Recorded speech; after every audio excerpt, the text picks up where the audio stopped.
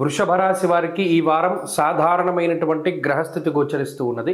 దీర్ఘ సంచార గ్రహాల యొక్క అనుకూలత చాలా కాలంగా ఈ రాశి మీద ఉన్నది కాబట్టి ఆర్థిక సంబంధమైనటువంటి విషయాలలో ఏ విధమైనటువంటి లోటు ఈ వారం కూడా కనబడదు. అయితే ఈ వారంలో ప్రధానంగా గ్రహస్థితి అంతా కూడా మీ దశమ కేంద్రమందు కేంద్రీకృతమై ఉన్నటువంటి పరిస్థితి. దశమంలో రాహువు, దశమంలో బుధుడు, దశమంలో శుక్రగ్రహం తాలూకు స్థితి. అలాగే ఈ వారంలో ప్రత్యేకించి చంద్రగ్రహం అనుకూలంగా ఉండడంతో ఒకంత మానసిక ప్రశాంతత లభించేటువంటి వారంగా చెప్పవచ్చును.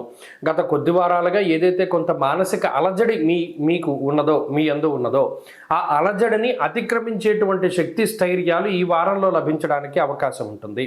మనస్సౌఖ్యం యశోవృద్ధిం సౌభాగ్యంచ ధనాగమ అన్నది శాస్త్రం.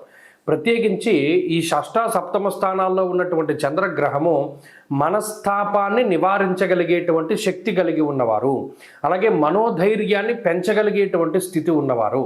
ఇవి రెండు కూడా మానసికమైనటువంటి ఎదుగుదలనే సూచిస్తూ ఉన్నాయి. కాబట్టి ఇక్కడ మానసికంగా బాధపడేటువంటి వారికి ఈ వారం ఊరట లభిస్తుంది. అంటే పలానా మనం ఈ ఫంక్షన్ పెట్టుకున్నాము, లేదా మనం ఈ పని తలపెట్టాము, ఇది అవుతుందా లేదా, లేదా మన ఉద్యోగ పరిస్థితులు, వ్యాపార పరిస్థితులు, వీటి గురించి ఎక్కువగా ఆలోచించి ఇబ్బంది పడేటువంటి వారికి మానసికంగా ఊరట లభిస్తుంది. అలాగే దశమ కేంద్రం ముందు ఎప్పుడైతే ఇన్ని గ్రహాల యొక్క స్థితి ఉన్నదో ఉద్యోగపరమైనటువంటి కించిత్ ఒత్తిడి అధికంగా ఉంటుంది. అంటే పని చేసేటువంటి సమయం అధికంగా ఉంటుంది. ఈ వారంలో ఎక్కువ సమయాన్ని పనిలో, అంటే మీరు చేసేటువంటి వృత్తి ఉద్యోగాల్లో గడపడానికి ఎక్కువ మీరు వినియోగం చేస్తూ ఉంటారు. కుటుంబ సభ్యులకి ఒకంత తక్కువ సమయాన్ని కేటాయిస్తూ ఉంటారు.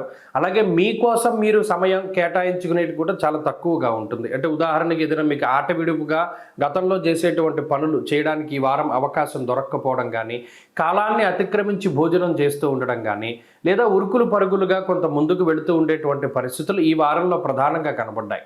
ఈ వారంలో ఉండేటువంటి ఆరోగ్య పరిస్థితి బాగున్నది. ఆర్థికపరమైనటువంటి విషయాలు కొంత సానుకూలంగానే ఉన్నాయి. అధికమైనటువంటి ఖర్చులేవి కూడా ఈ వారంలో కనబడడం లేదు.